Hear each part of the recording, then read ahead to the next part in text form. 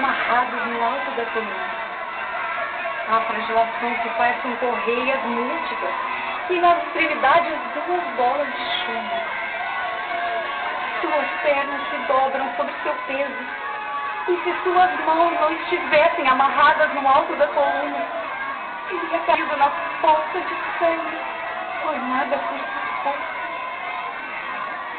Os soldados gritam: deixe-o refazer para podermos divertir-nos por mais tempo.